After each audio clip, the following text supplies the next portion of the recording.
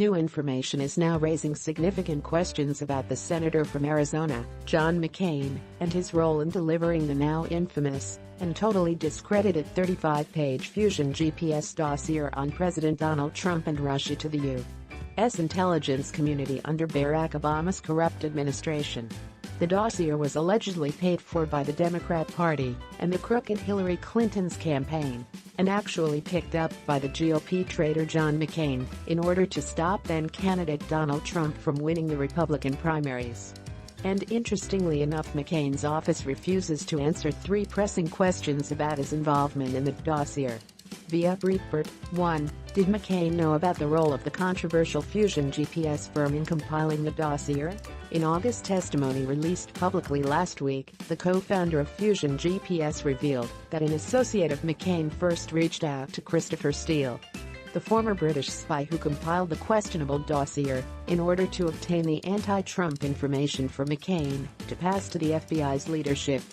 In the August 22 testimony, Fusion GPS co-founder Glenn R. Simpson divulged that contact between Steele and McCain's office was initiated by David Kramer, a former State Department official who was described by Simpson as a longtime advisor to Senator McCain. Simpson said that Kramer related to Steele that Kramer and McCain were at a security conference in Nova Scotia, where the contents of the dossier were discussed with the two by Sir Andrew Wood, a former British ambassador to Moscow. Kramer had reached out to Steele for more information, Simpson stated. Simpson made clear that the request for more information was initiated by McCain's associate, Kramer.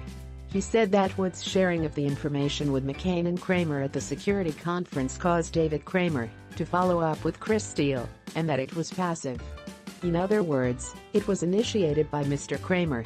Simpson said that the goal of McCain's camp in obtaining the dossier information was to inquire about the document's contents with FBI leadership. In a New York Times op last week, Simpson and Fusion GPS co-founder Peter Fritsch wrote that they helped get the dossier to McCain using an emissary with the goal of McCain passing the information contained in the questionable document to U.S. intelligence agencies. While Kramer reached out to Steele, who was hired by Fusion GPS to assemble the dossier, it was not immediately clear whether Kramer or McCain knew about the firm's involvement in the anti-Trump document. Breitbart News twice sent the following question to McCain's office, but did not receive a reply, given that Fusion GPS is openly an opposition research firm. Did Senator McCain know that he was sharing political opposition research on Trump with the intel community? A January 11 statement from McCain attempted to explain why he provided the documents to the FBI, but did not mention how he came to possess the dossier, or whether he knew who funded it.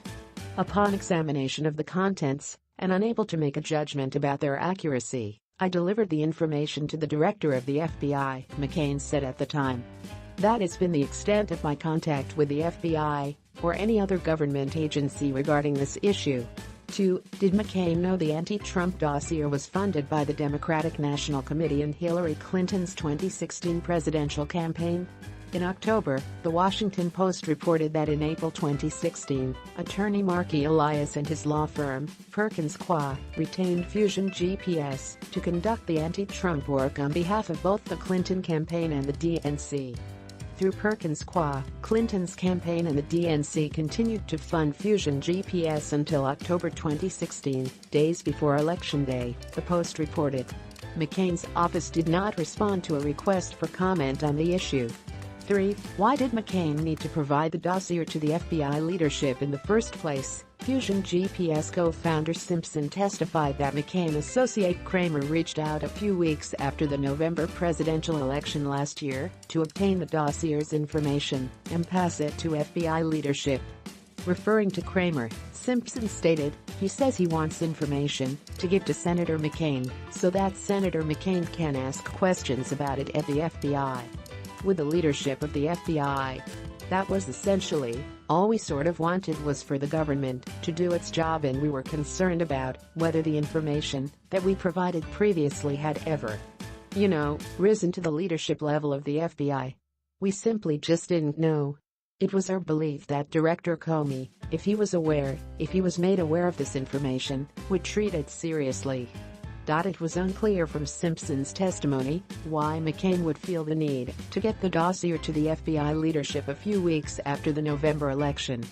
According to numerous reports and Capitol Hill testimony, the FBI immediately took Steele's information seriously when the ex-spy reportedly provided his anti-Trump claims to a contact at an FBI field office in Rome last July.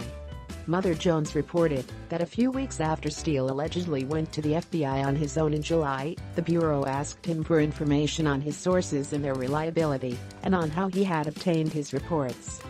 He was also asked to continue to send copies of his subsequent reports to the Bureau, Mother Jones reported. In other words, by the end of July, the leadership of the FBI was paying attention, The Washington Post reported. Not only were they paying attention, the BBC reported that Steele's information served as a roadmap for the FBI's investigation into claims of coordination between Moscow and members of Trump's presidential campaign. Last April, CNN reported that the dossier served as part of the FBI's justification for seeking the FISA court's reported approval to clandestinely monitor the communications of Carter Page, the American oil industry investor who was tangentially and briefly associated with Trump's presidential campaign.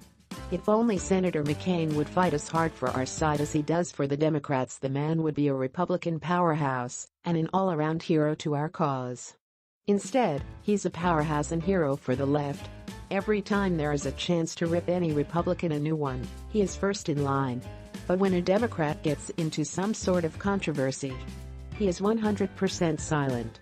He has always been like this, ever since the Reagan presidency. McCain might brand himself a maverick, but all he is a failure. He ran for the presidency against Barack Hussein Obama in 2008, but it was obvious he never cared to win. He viciously fought against candidate Mitt Romney in the primaries, but all he would say against Obama was he's a nice family man.